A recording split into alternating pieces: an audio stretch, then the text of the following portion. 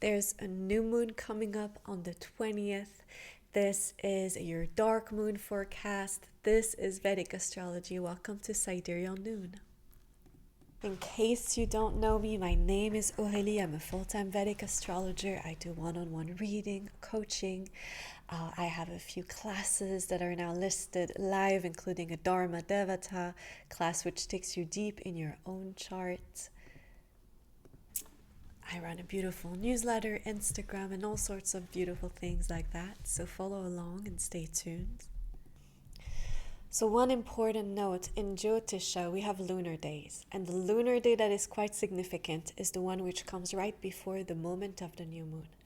The new moon is just a moment, just like the full moon is just a moment. For a moment in time, the moon is at full illumination and then goes into a different cycle, the cycle where she's going towards this time of the new moon.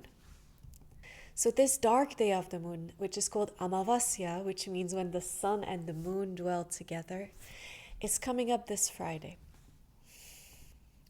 Now, for you in your own chart, what's important to understand is that wherever it is falling in your charts, this is kind of the area of life that gets activated, that gets revealed, that gets a little shaken, that goes through a little bit of a rebirth, death and rebirth energy.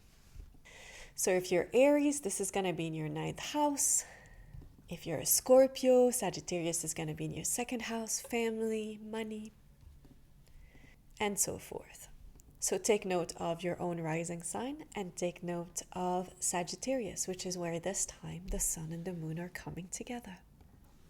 Now this one is taking place really close to Mars. Mars is going through the fire of the sun until the end of the month.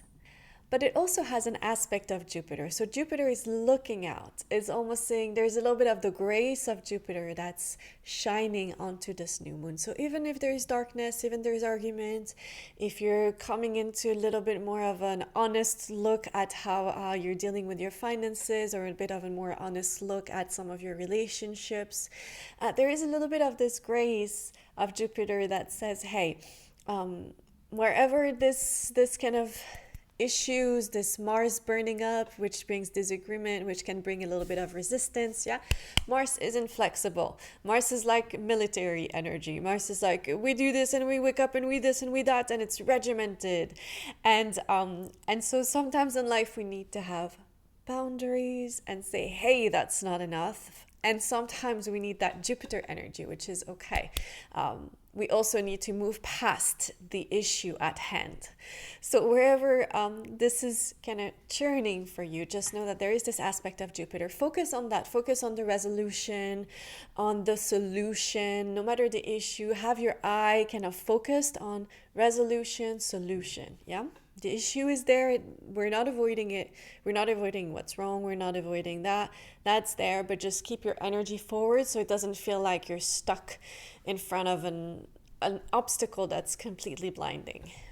And Sagittarius is fiery in nature. It is a fire sign. Sagittarius is also ruled by Jupiter, so it has more to do of the fire of goodness, the fire of Dharma. So the little time we kind of need to scold ourselves for maybe doing better, for not being really fully honest, for maybe I messed up this a little bit, or did I really need to say that to this person, or I should have followed through on something. You know, Jupiter likes commitments, likes you to follow through on things. So if there's things you're not following through on, Jupiter is not happy with that. The sun likes the truth. The sun is always the one who's for the truth teller, honesty, cleanliness, has this like clean energy of clean living, like honest living, like things are out in the sun, nothing is hiding under a little pocket and here and there and everywhere. It's like, no, the sun is like, this is what is, this is the truth, and I shine my light. I come every morning and I shine my light onto the whole world. So take care of yourself. Happy new moon. The Amavasya is this Friday, so be a little gentle. Sometimes it can be a little hard on mental health if you get a little bit like of the melancholia or down or low energy. So that can happen, that can come. Just be a little patient. It's always a journey when we go into the Amavasya, it's like coming out on the other side of the new moon feels like very refreshing, feels like there's new ideas, there's new things coming up to light. So keep an open mind and see how things unfold this weekend. Next week is Christmas isn't about alignment. We just still are gonna have this Sun and Mars staying in Sagittarius for the rest of the month, until mid January. And so that's taking place. So it's just, yeah.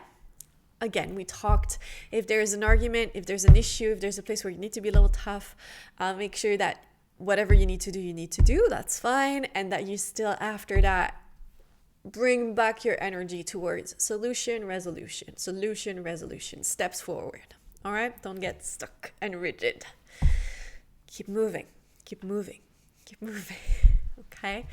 I'll see you soon. I hope you have the most beautiful holiday. I hope you have the most beautiful, Christmas, Hanukkah, whatever you're celebrating, universe, tree worship. I hope it's wonderful, and that your kids are happy, and that you have a beautiful meal, that you're able to eat something lovely that feels happy and joyful, and that people are kind to you for no good reason, and that you get to be kind to other people. And we'll talk before the New Year's, which is coming up soon. I'm probably going to do a little bit of a review of 2026. Maybe I'll do a 2026 prediction for each sign. I quite enjoyed doing that for Jupiter, so we will do that. Take care of yourself. I'm probably going to be, I'm going to open up a few appointments for January. It's going to be very few, like 3 or 5 spots, because I have to move, so I'm going to be packing and things like that. And now for a one-on-one, I really need full focus. So January is going to be very low one-on-one availability, but I'm going to open up a few spots. So I'll make sure to put a reminder in the post on the YouTube. That way, if you did want to come in for one-on-one and private time, you can do that.